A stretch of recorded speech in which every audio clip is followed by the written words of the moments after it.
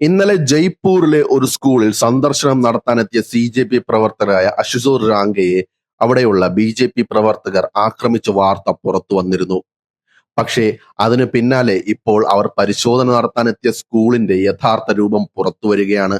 പല മാധ്യമപ്രവർത്തകരും അവിടേക്ക് ഇടിച്ചുകയറി ചെല്ലുകയും ആ സ്കൂളിന്റെ യാഥാർത്ഥ്യം പുറത്തു കൊണ്ടുവരികയും ചെയ്തു. ആ സ്കൂൾ പ്രവർത്തിക്കുന്നത് ഒരു കാലി ഷെഡിലാണ്, അതായത് പശുത്തൊഴുത്തിനടുത്താണ് ആ സ്കൂൾ പ്രവർത്തിക്കുന്നത്. വ്യക്തമായ ശുചിമുറിയോ കുട്ടികൾക്ക് ഇരിക്കാൻ ബെഞ്ചോ ഡെസ്കോ പ്രത്യേക ക്ലാസുകളോ ഒന്നുമില്ല. 4 ഷെഡ് കെട്ടി അതിനുള്ളിലാണ് കുട്ടികളെ പഠിപ്പിക്കുന്നത്. ഇത് ബാക്കിയുള്ള ആൾക്കാരെ കാണിക്കാനാണ് CJPയുടെ അശുതോഷ് റാങ്ക ഇന്നലെ അവിടെ എത്തിയത്. കാരണം അദ്ദേഹം 1 വർഷം മുമ്പ് ഇവിടം സന്ദർശിച്ചപ്പോഴും അതിങ്ങനെ തന്നെയായിരുന്നു. അതിനെന്തെങ്കിലും മാറ്റമുണ്ടോ എന്നറിയാൻ വേണ്ടിയാണ് വീണ്ടും അവിടെ എത്തിയത്. അപ്പോഴാണ് അവിടെ നിന്ന് അദ്ദേഹത്തിന് ആക്രമണം ഏറ്റെടുക്കേണ്ടി വന്നത്. പക്ഷേ അദ്ദേഹം ആക്രമിക്കപ്പെട്ടെങ്കിലും ആ സ്കൂളിന്റെ യാഥാർത്ഥ്യം പുറത്തു വരികയാണ്. ആ സ്കൂളിന്റെ മാത്രമല്ല, രാജസ്ഥാനിലെ പല സ്കൂളുകളുടെയും യാഥാർത്ഥ്യം പുറത്തു വരുന്നുണ്ട്. 611 സ്കൂളുകൾക്ക് സ്വന്തമായി കെട്ടിടമൊന്നുമില്ലാതെ ഷെഡുകളിലും മറ്റുമാണ് അത് പ്രവർത്തിക്കുന്നത് എന്ന ഞെട്ടിക്കുന്ന സത്യമാണ് ഇപ്പോൾ പുറത്തു വന്നിരിക്കുന്നത്. 2047ഓളം സ്കൂളുകൾക്ക് ശുചിമുറികളില്ല. 1000 ചില്ലാനം സ്കൂളുകളിൽ കുടിക്കാൻ വെള്ളം പോലും ഇല്ല എന്നാണ് ഇപ്പോൾ ഞെട്ടിക്കുന്ന വിവരങ്ങൾ പുറത്തു വരുന്നത്.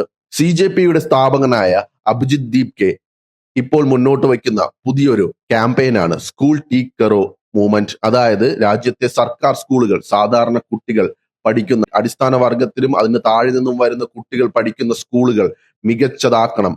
ഈ സ്കൂളുകളൊന്നും ഇപ്പോൾ പ്രവർത്തിക്കുന്നത് ശരിയല്ല, അത് നന്നാക്കുക എന്ന ലക്ഷ്യത്തോടെയാണ് സ്കൂൾ ടീക്ക് കെറോ ആന്തോളനുമായി CJP മുന്നോട്ട് വന്നത്.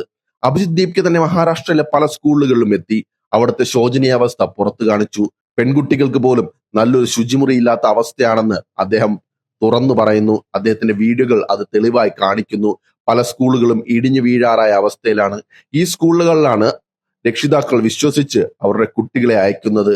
നാളെ എന്തെങ്കിലും സംഭവിച്ചാൽ സർക്കാരുകൾക്കോ അല്ലെങ്കിൽ രാഷ്ട്രീയ പാർട്ടികൾക്കോ ഒന്നും തന്നെ സംഭവിക്കില്ല. നഷ്ടപ്പെടുന്നത് ആ കുട്ടികളുടെ മാതാപിതാക്കൾക്ക് മാത്രമാണ്.